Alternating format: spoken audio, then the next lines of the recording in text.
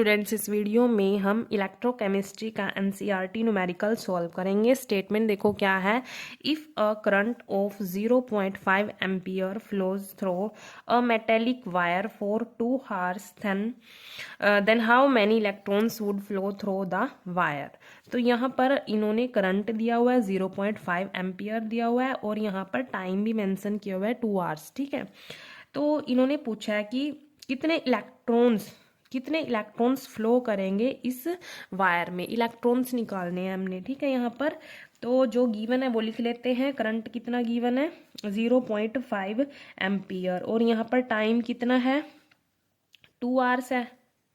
इसको हम सेकंड में कन्वर्ट कर लेंगे। देखो यहाँ पर जो 1 hour होता है, 1 hour होता है, उसमें कितनी सेकंड होती है 36, यहाँ पर 3600 सेकंड होती है। ठीक है, 3600 यहाँ पर इतनी सेकंड होती है 1 hour में। तो 2 hour में कितनी होगी, 2 से मल्टीप्लाई कर देंगे। यहाँ पर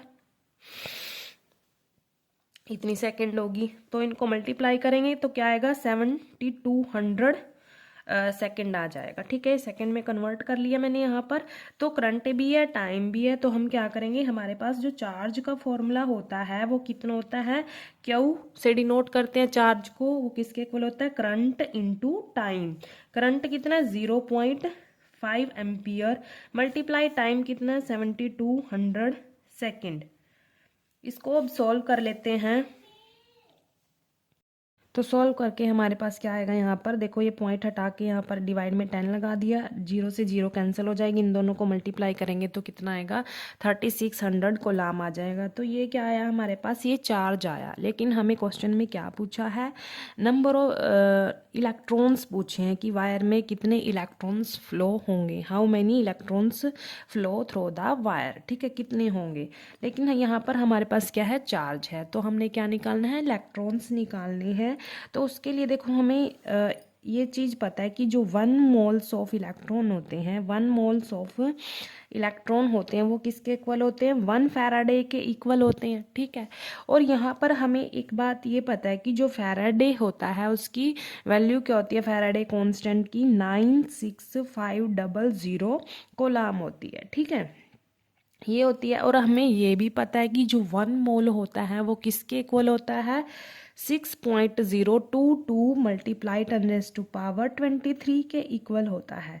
तो यहाँ पर लिख लेते हैं 6.022 मल्टीप्लाई 10⁻23। ठीक है, देखो सबसे पहले तो हमें इनका रिलेशन पता है कि जो 1 मोल ऑफ इलेक्ट्रॉन होता है वो किसके इक्वल होता है, 1 फैराडे के इक्वल। अब हमें ये भी पता है कि फैराडे कांस्टेंट की वैल्यू कितनी होगी, 96500 कोलाम होगी। और हमें एक चीज़ पता है कि जो 1 मोल होता है वो किसके इक्वल होता है, एवोगाड्रोस नंबर के इक्वल होगा, मतलब 6.022 मल्टीप्लाई 10⁻23। तो मैंने इसकी जगह ये लिख दिया, मतलब इतने इलेक्ट्रॉन्स होंगे यहाँ पर। ठीक है, इतने नंबर ऑफ इलेक्ट्रॉन्स होंगे। अब देखो यहाँ से हमें सीधा सीधा पता चल रहा है कि 96500 कोलाम किसके इक्वल है, 6.022 मल्टीप्लाई 10⁻23 इलेक्ट्रॉन्स के इक्वल है। मतलब इतने चार्ज में इतने इलेक्ट्रॉन्स हैं। ठीक है, तो अब हम क्या करेंगे, यहाँ पर यूनिटरी मेथड अप्लाई कर सकते हैं। यूनिटरी मेथड अप्लाई कर सकते हैं।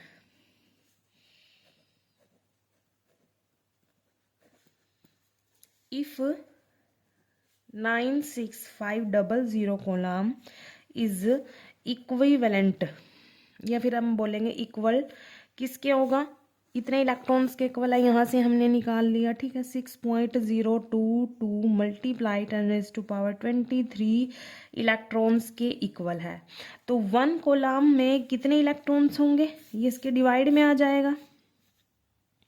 ठीक है, जो ये है ये इसके डिवाइड में आ जाएगा। यूनिटरी मेथड में तो यही होता ना,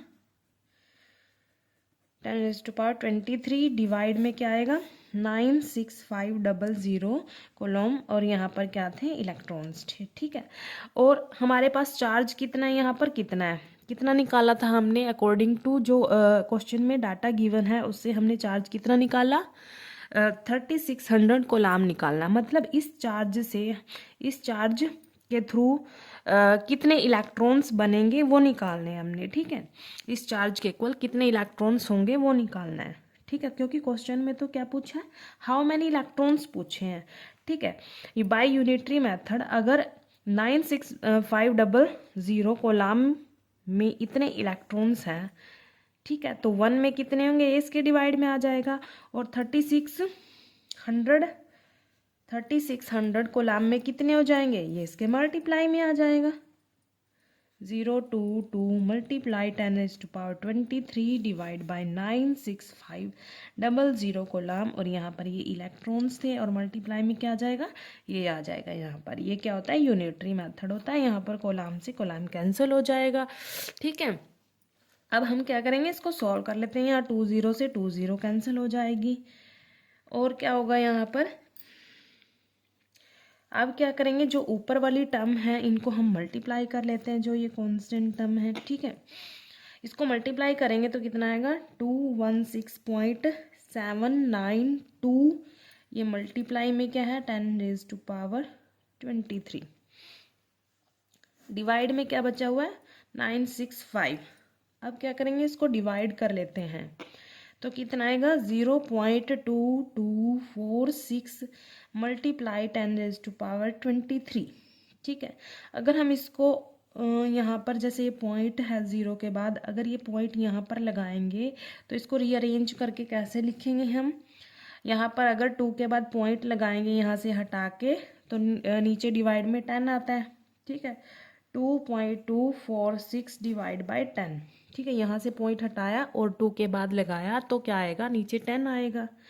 मल्टीप्लाई 10⁻23। अब ये जो 10 है ये ऊपर चला जाएगा, इसकी पावर 1 है यहाँ पर, ठीक है। 2.246 मल्टीप्लाई 10⁻23 मल्टीप्लाई 10⁻, यहाँ पर क्या है, -1। यहाँ पर प्लस में है तो ऊपर जाके -1। अब बेस सेम है तो पावर ऐड हो जाती है। 2.246 मल्टीप्लाई 10⁻, यहाँ पर क्या आ जाएगा, 22। तो ये हमारे पास क्या आ गए, इलेक्ट्रॉन्स आ गए। क्या आ गए, ये इलेक्ट्रॉन्स चल रहे थे यहाँ पर, ठीक है।